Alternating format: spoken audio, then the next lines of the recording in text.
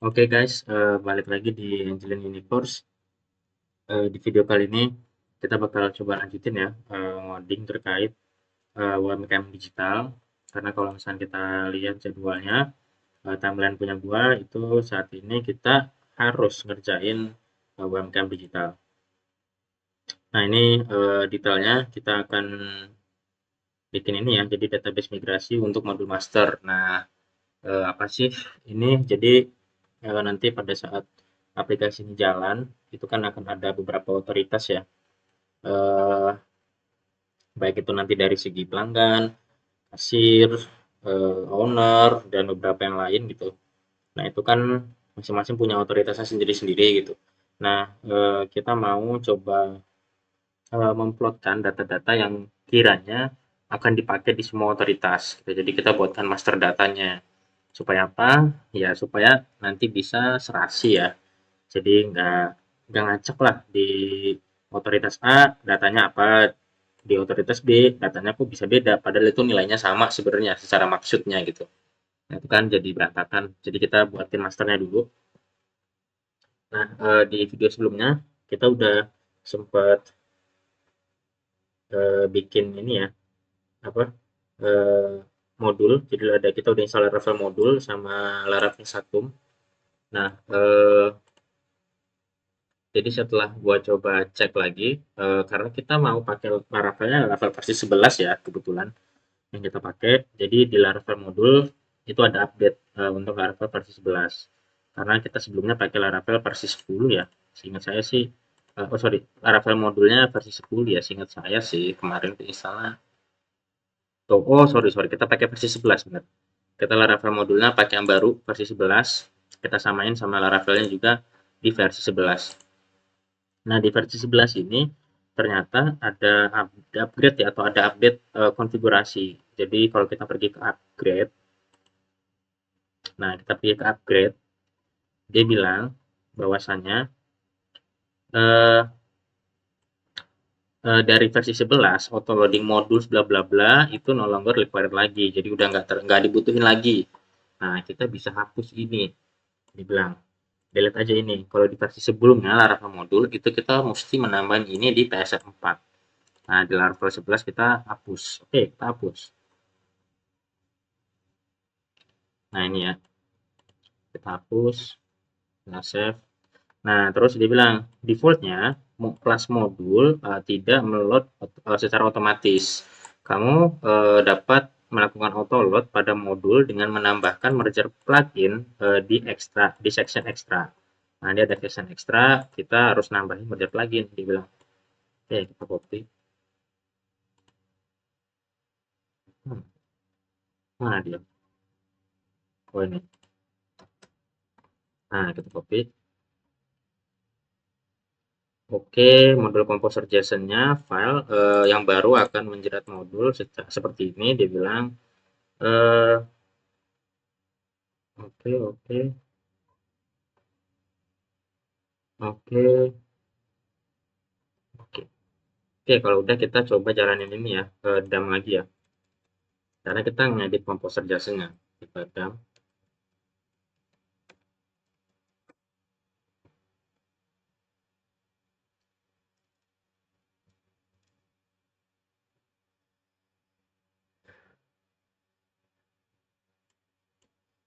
Oke, sembari kita nunggu, gua akan coba bikin database-nya dulu kali ya.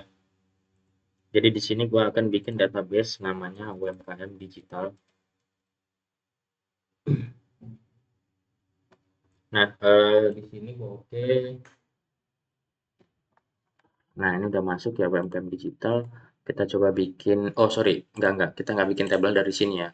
Kalau WA Manager kemarin kita bikin tabel langsung dari database. Kalau ini kita nggak bikin dari database, kita bikin migrasinya langsung dari Laravel. Nah, ini udah selesai. Sekarang kita bakal bikin satu modul.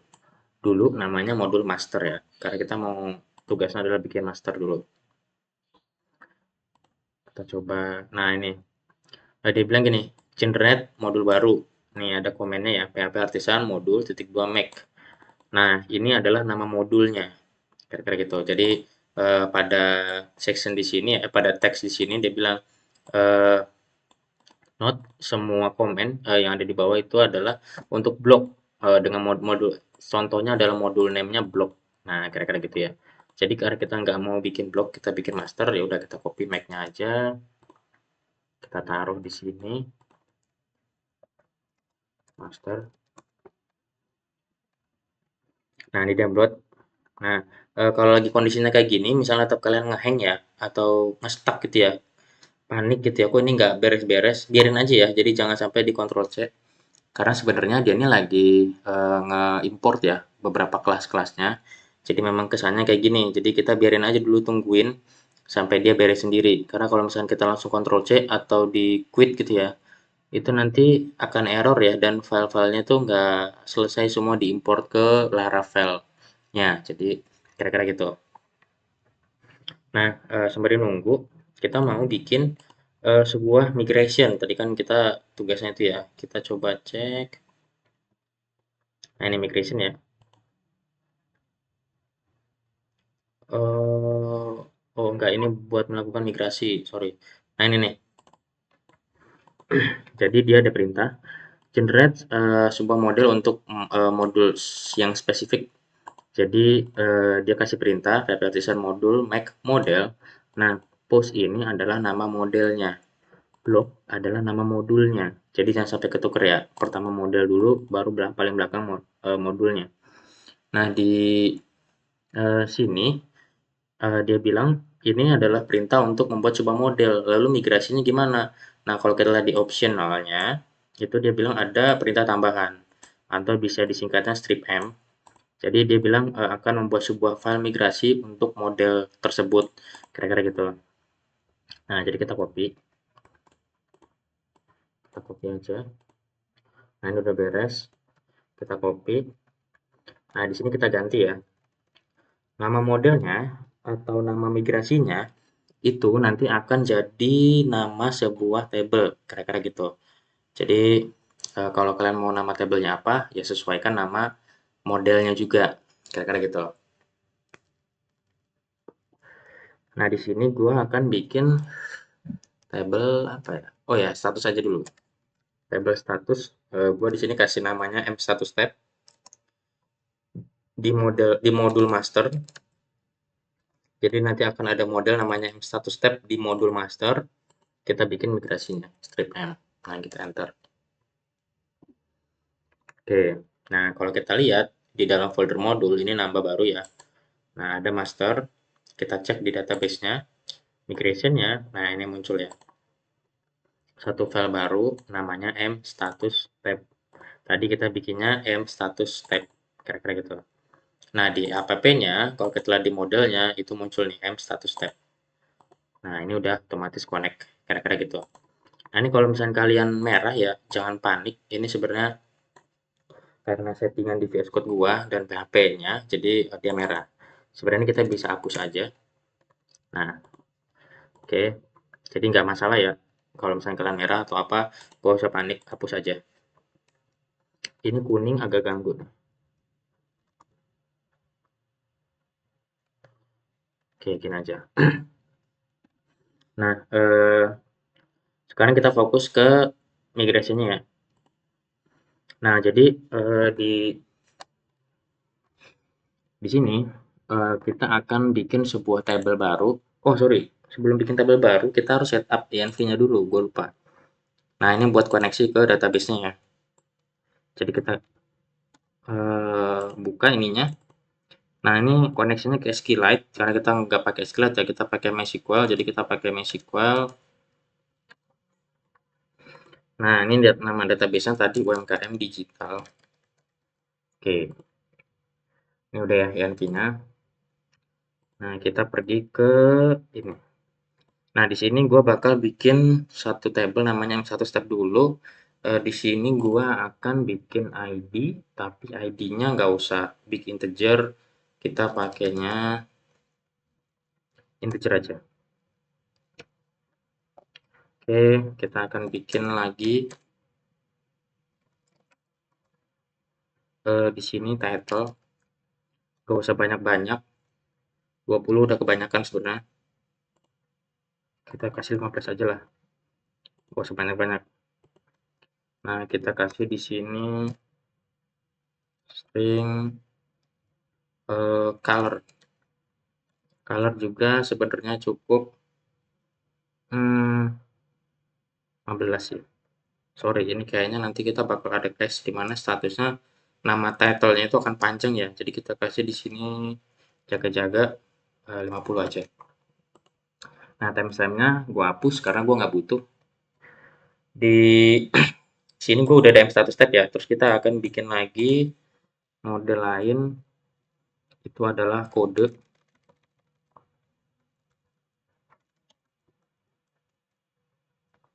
Oke, kita bikin dulu.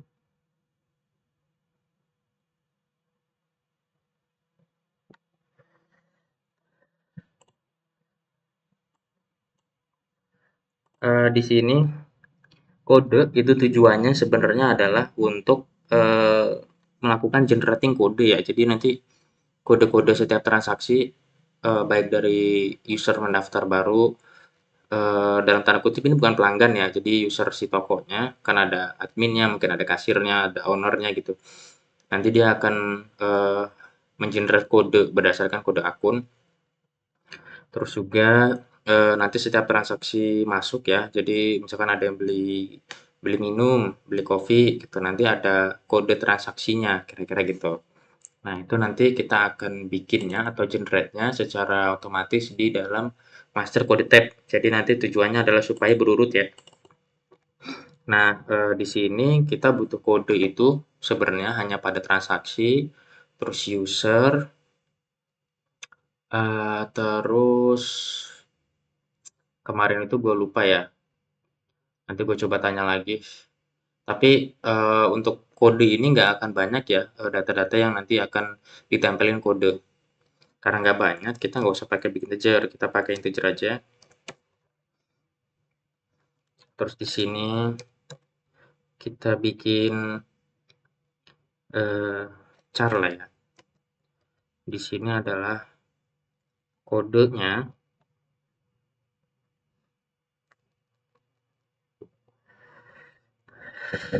Oh sorry, jangan kode, kita kasih prefix aja. Namanya prefix. Di sini 4 lah ya. Kita nggak pakai timestamp, kita akan bikin lagi di sini. eh, Kayaknya nanti akan banyak ya. Kita akan bikin integer aja.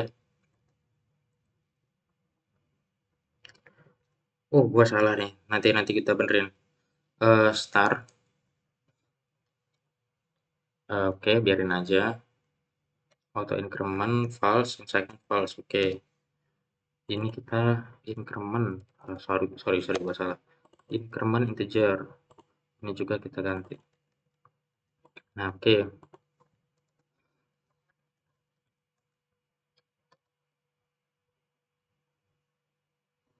Terus di sini, nah ini tergantung variasi nanti ya. Variasi dari kodenya. Kodenya kalian mau pakai variasinya yang kayak gimana? Ngebuatnya, kira-kira gitu. Nah, sampel beberapa yang standar yang biasa mungkin banyak orang pakai itu berdasarkan tahun ya. Jadi di sini gua akan bikin integer aja. Di sini adalah years. Di sini hanya akan ngambil dua angka di belakang tahun ya. Jadi misalkan sekarang 2024, berarti kita akan ngambil 24-nya aja, kira-kira gitu. Kita pakai yang ini aja. Ngapain kalau misalkan gua harus pakai integer. Nah, terus kita kasih description biar nggak bingung nanti. Oke, jadi ada prefix 4, startnya dari berapa. Oke, kita kasih default ya. Defaultnya 1. Years-nya itu dua angka nanti di belakang tahunnya ya. Jadi kalau 2024 berarti 24 kita ambil. Stringnya ini description. Jadi nanti format kodenya yang terbentuk itu akan seperti ini. Contoh ya.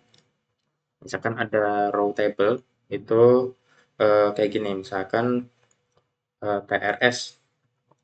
Prefix-nya adalah TRS ya. Misalnya prefix TRS. Nah, star-nya misalkan dari 1. Berarti 001. Oh, sorry, gua kelewat. Kita tambahin juga di sini itu adalah length. Lengthnya 2 nggak apa-apa. Nah, lengthnya misalkan di sini adalah defaultnya kita kasih 4 lah ya. Jadi kalau lengthnya 4, dia akan bikin 4 angka, kira-kira gitu. Nah, yang paling pertama itu apa? Oh, 1. Ya udah, jadi 001. Year-nya berapa? Misalkan 24. Nah, 24 ini ada di depan. Jadi TRS 24001. Nah, kira-kira gitu. Jadi nanti length-nya 24002.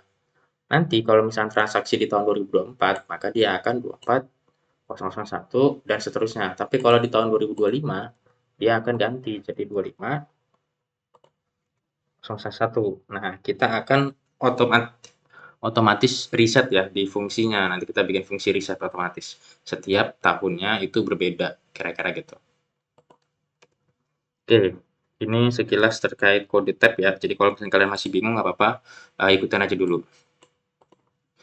Uh, Terus kita akan bikin city ya. Jadi nanti city ini penting nih. Tujuannya sebenarnya untuk ngebantu mapping si owner ya. Jadi nanti owner tuh bisa tahu kira-kira kota mana sih si pelanggan-pelanggan ini bakal order ya. Untuk sekarang kita cuman cukup city aja dulu karena target di awal itu adalah pada provinsi Banten aja dulu ya. Jadi nanti city-city-nya itu akan hanya ada provinsi Banten aja.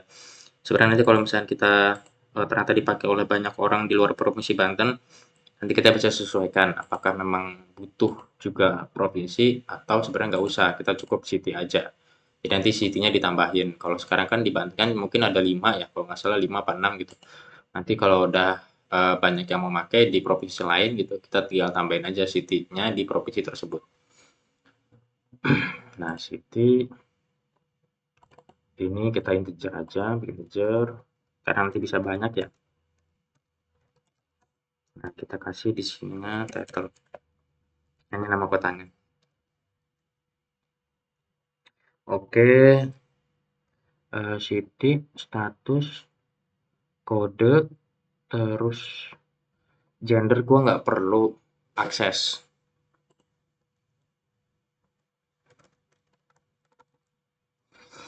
Nah, ini ada akses ya. Jadi nanti aplikasinya kan sebenarnya akan dipakai oleh 3 authorization. Sorry, bukan 3, ada beberapa authorization. Jadi mulai dari kayak owner, terus itu kan akses 1 misalkan, terus ada admin misalkan, atau super admin lah, atau siapalah, kira-kira gitulah ya. Nanti ada kasir misalkan, atau yang lainnya, kira-kira gitu. Nah, pada saat, sorry, sekarang ini jadi aplikasinya itu eh, dibuat itu hanya support pada aksesnya model jadi gini aksesnya super admin, admin, eh, member, member ini si pekerjanya ya, terus ada kasir. Nah, nanti yang paling terakhir itu ada customer, kira-kira gitu. Nah, kalau misalkan nanti kita mau pecah, karena nanti kan aplikasinya akan terpecah ya.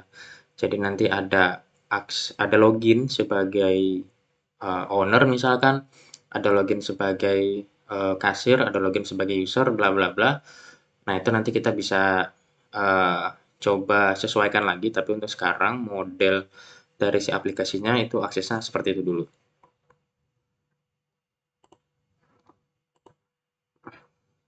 Kita biarin aja dulu. Kita bikin di sini integer juga, karena nggak akan banyak. Di sini adalah string title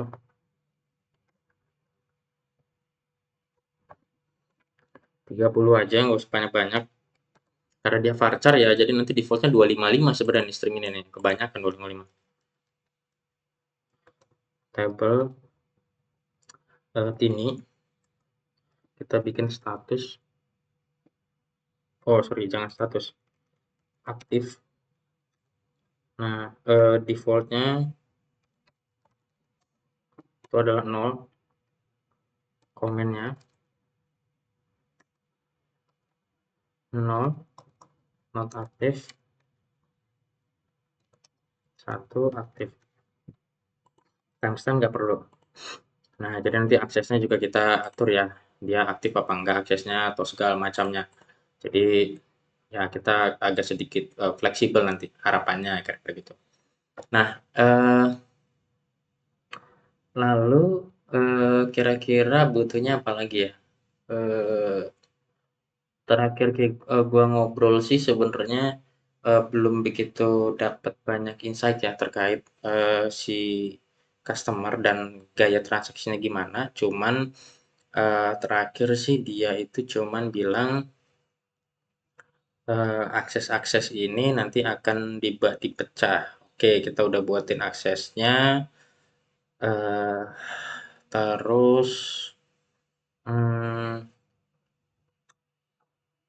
oh iya, sorry. Sebenarnya nanti ini harusnya ini tuh kan akan dipakai oleh banyak owner ya. Jadi misalkan ada bisnis A, bisnis kacang goreng misalkan. Ada bisnis kacang goreng. Nah, dia pakai aplikasi ini. Dia nanti sebagai user satu atau owner satu. Terus ada lagi martabak,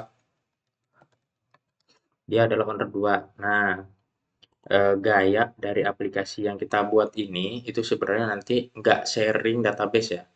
Jadi perlu diingat ini kita bikinnya bukan sharing database. Jadi maksudnya untuk macam-macam eh, apa ya UMKM yang pakai aplikasi ini itu database-nya nggak satu. Jadi kayak one for all. Nah ini enggak ya. Ini enggak. Jadi database-nya itu enggak one for all. Jadi kita database-nya akan dipecah. Jadi nanti ada desentralisasi. Ya kalau kacang goreng ya database kacang goreng, martabak ya database martabak, kira-kira gitu. Jadi nanti masing-masing punya database sendiri-sendiri. Tujuannya adalah kalau misalkan kita sharing, nanti kan kalau misalkan kita desainnya seperti itu, ya nggak salah juga dan bisa-bisa juga. Tapi yang jadi kendala adalah kalau misalkan di sini down database-nya, misalkan atau servernya, maka di sini dan yang lainnya juga akan ikut berdampak. Nah, makanya kita dipecah aja supaya ini down, ya ini tetap jalan, kira-kira gitu. Biar lebih enak nanti manajemennya. Oke, sekarang gini aja dulu, eee, untuk master ya, sementara. Jadi nanti kita akan lanjutin lagi sesuai kebutuhannya. Tapi yang paling basic-basic sebenarnya dari master udah ada di sini. Nah, sebelum kita, migrasi, jadi setelah kita bikin migrasinya, lalu kita akan migrasi ke dalam database, ke sini.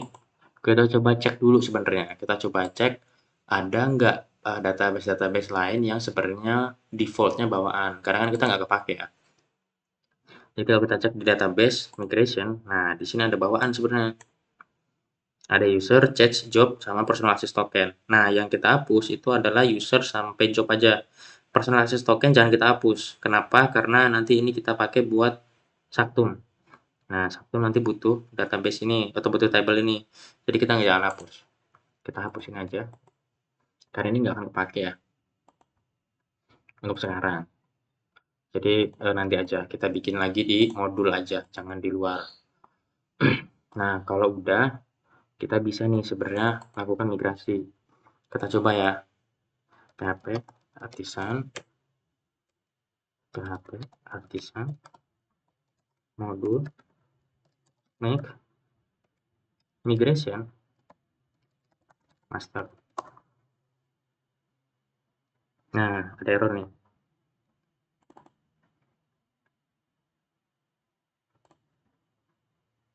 Modul not nothing. Oke, kita coba cek ya. Modulnya nggak kebaca. Oh, migrate, migrate, migrate. Oh, nggak pakai make coy. Kita hapus make-nya. Jadi langsung migrate. Nggak migration, migrate. Nah, errornya apa nih? Syntax on error invalid default value length. Oke, connection bla bla bla. Kita coba cek ya. di database kode dia bilang error. Kita rollback dulu. Kita ambil ulang lagi. Kita tarik ulang lagi. Nah, oke, kita rollback. Kita pergi ke tabel apa nih dia? Kode ya.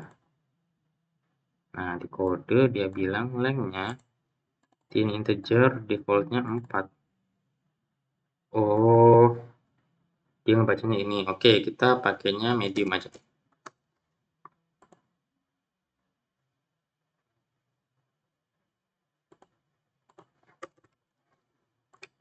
Eh, 3 ya, kalau nggak salah 3 nih, tin itu 3. Itu kan lengthnya ya. Kita nggak perlu sebenarnya, kita pakai tin integer aja nggak apa-apa. Kita cuma gara-gara nambahin ini doang nih. Harusnya kan tuh auto increment false, harusnya false, bukan 2. Jadi makanya dia error. 2 itu nggak ngerti dia. Kita yang salah nulisnya. Jadi gitu aja. Sorry, salah kok, rollback lagi. Nah, kita migrate. Error lagi. Apa dia bilang? The only one column must be defined. Oke. Encoded tab. Oh, define. Oke.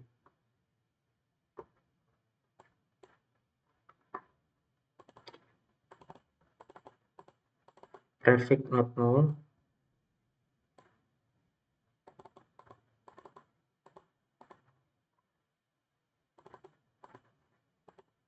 Ntar kita coba cek. Oh, tin integer juga jangan 2. Salah, salah.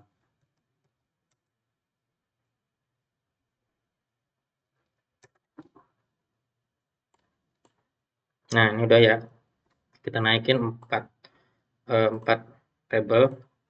Kita coba refresh. Nah, di sini ada 4 ya. Jadi akses, city, kode, status. Nah, sekarang yang ininya nggak ikut nih, yang di personalized token. Kita migrasi juga. Design, migrate. Oke, udah naik.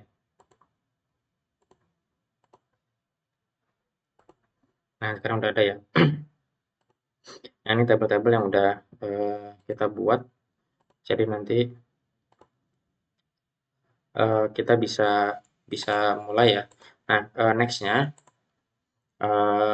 kita bakal coba lakukan create baru lagi modul, tapi ini khusus pada modul si owner ya. Jadi kita akan fokusnya ke sisi bisnisnya dulu, sisi UMKM-nya dulu. Untuk sisi customer itu nanti di belakang.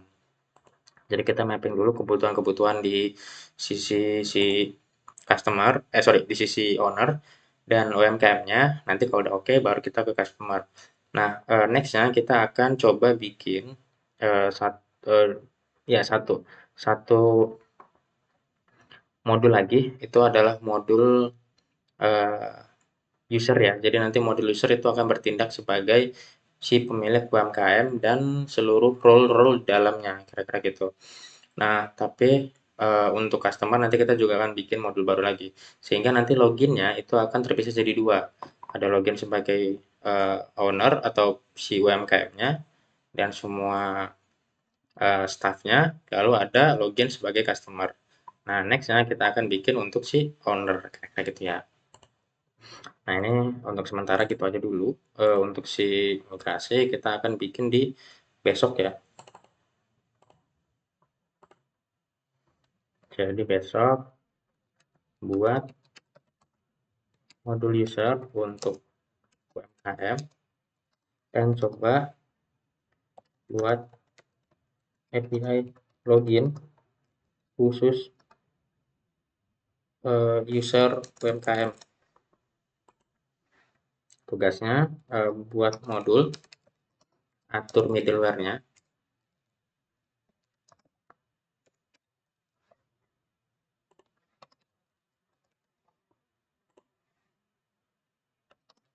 lalu connect ke Satum,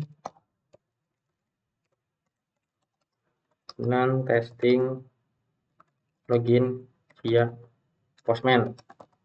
Nah, kira-kira gitu ya. Kita akan bikin di tanggal 12 besok. Oke, solusinya kita coba cek dokumentasi dari satu di Laravel dokumentasi. Oke.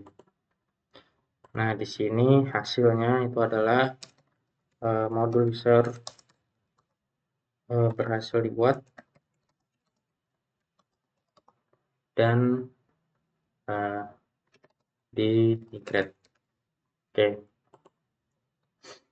Nah, udah ya. Jadi next kita akan ketemu lagi di besok tanggal 12, itu kita akan bikin modul usernya, dan kita akan atur middleware-nya khusus untuk si pemilik ownernya. Kira-kira gitu. Ya udah, sampai ketemu lagi nanti di besok tanggal 12. See you and bye bye.